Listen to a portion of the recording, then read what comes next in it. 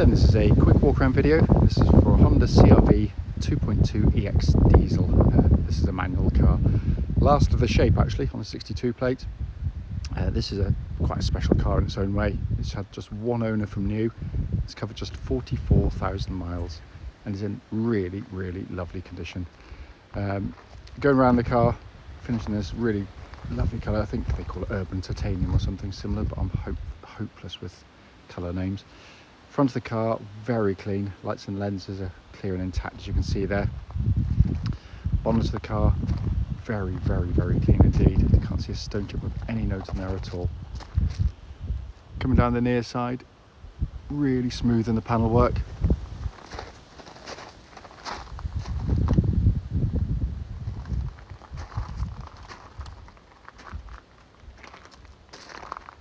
There will obviously be the odd little brush mark. I think there's the odd tiny little touching that's been done over the years, but I'm talking minuscule stuff for a 10-year-old car.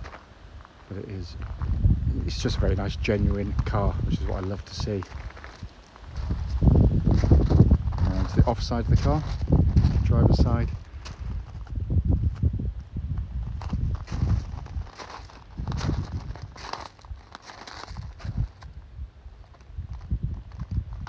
It's just very, very, very clean and tidy, I have to say.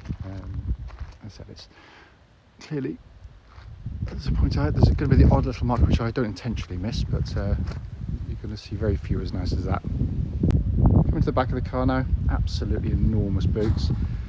It's been kept absolutely beautifully as well. Very rare to see a car this age as clean as that in the back, especially for this type of car. Just coming to the back of the car now, absolutely enormous amounts of legroom. I'm over 6 foot tall and those front seats are set for me. Normally when you go to the back of a CR-V, you normally see a lot of wear and tear.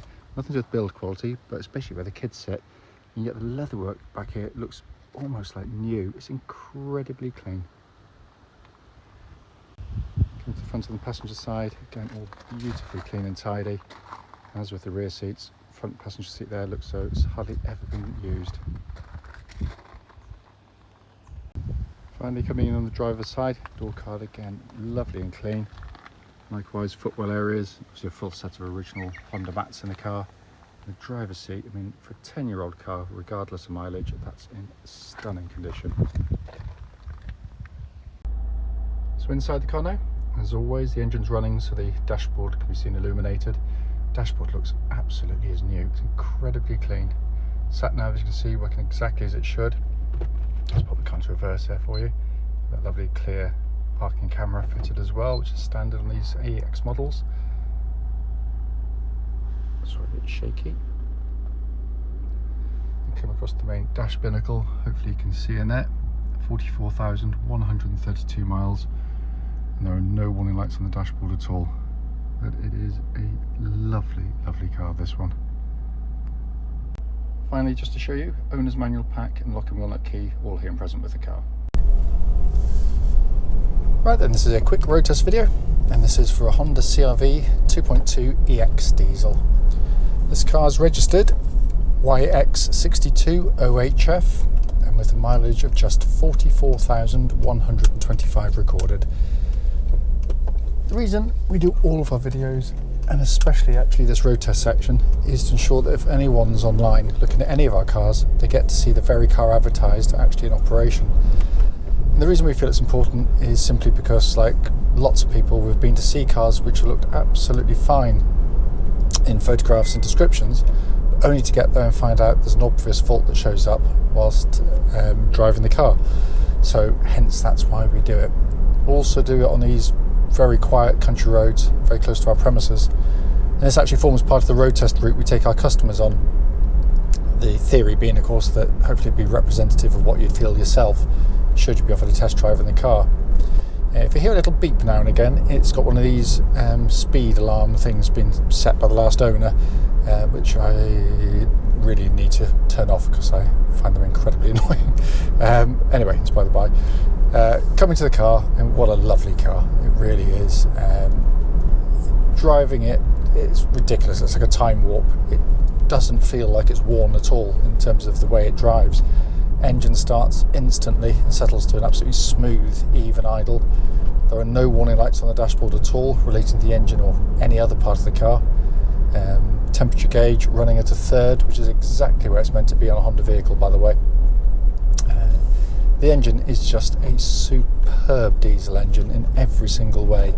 It is what you'd expect and hope for from a diesel. It's, you know, tough, reliable, long-lasting, very, very economical, driven normally. But that's only half the tale, because unlike some diesels which are quite uncouth, this is so smooth and civilised, even by modern, current day standards. It's light years ahead of most. It's got a lovely power delivery as well. It's got power from just over tick over all the way through to its red line if you so wish, and it's all usable. Most modern diesels tend to go for such small capacity ones, and they can make you feel like the car's quicker or more powerful than they are. They great urge to go, but then they die away very quickly because the turbo just falls off. This just pulls with guts all the way through it, and as I say, so smoothly. It's also, by the way, cam chain driven. There's no cam belts in them at all, so no enormous service looming on the vehicle. Engine then feeds through into the clutch and gearbox. Clutch, as you'd expect with such low mileage, is smooth in operation. Bite point's exactly where it's meant to be, so all absolutely as it should be. Gearbox is fantastic. First and foremost, positioning of the gear lever, nice and high up here. Your hand naturally falls to it very easily indeed. But the gear shift quality is sensational. It feels as though it should be in a much sportier car than this, because it's short in throw, it's snappy, it's mechanical in feel, which is amazing despite the fact that, like most cars, it's cable operated actually. But it feels kind of robust and engineered. It's really nicely done, and that feels exactly like it would have done when it was new. There's just absolutely no wear in it at all.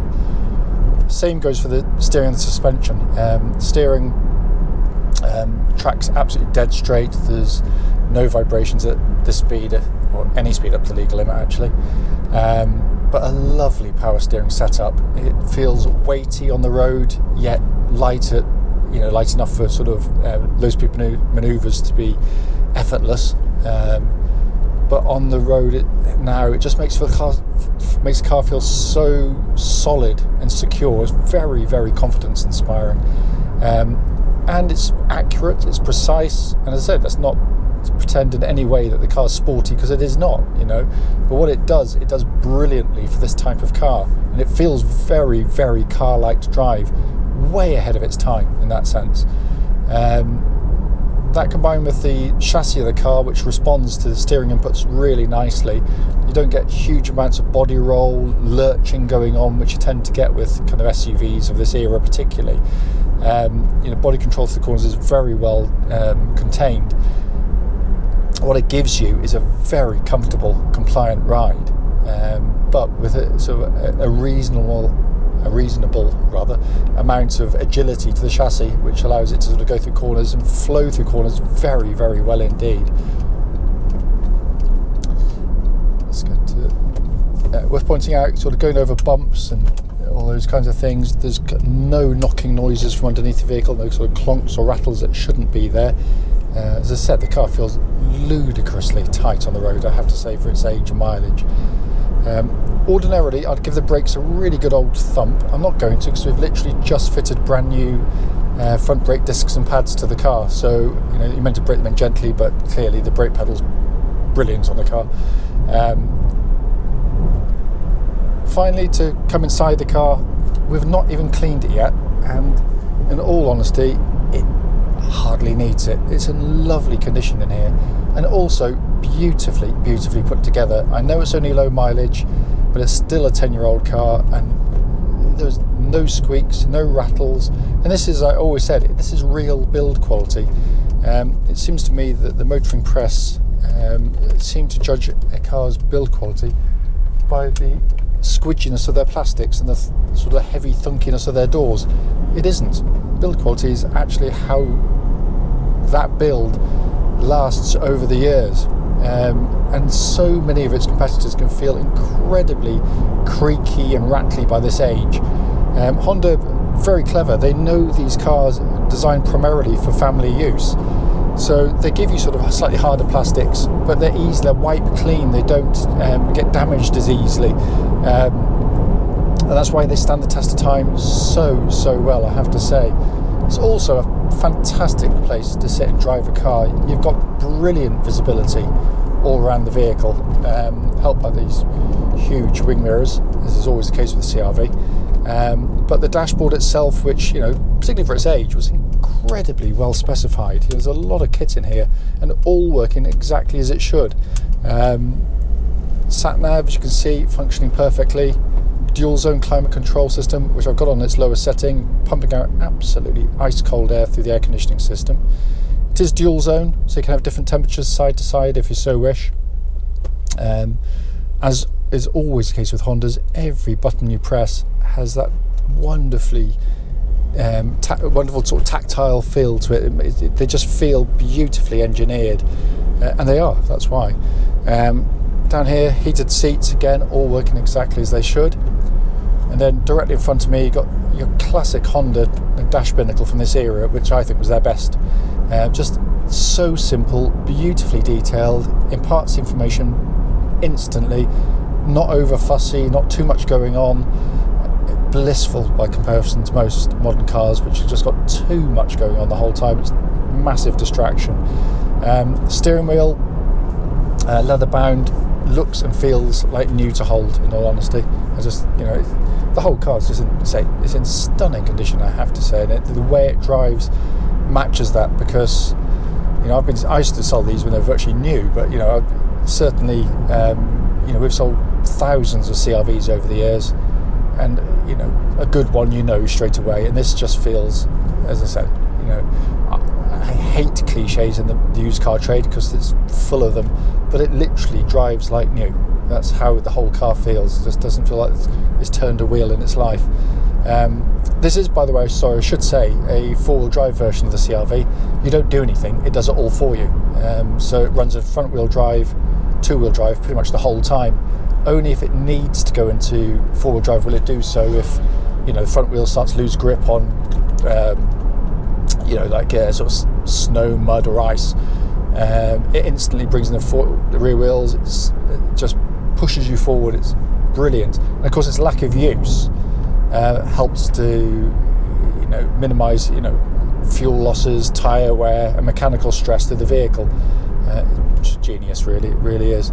It is a fantastic car. Someone is going to be very lucky indeed to get hold of this one.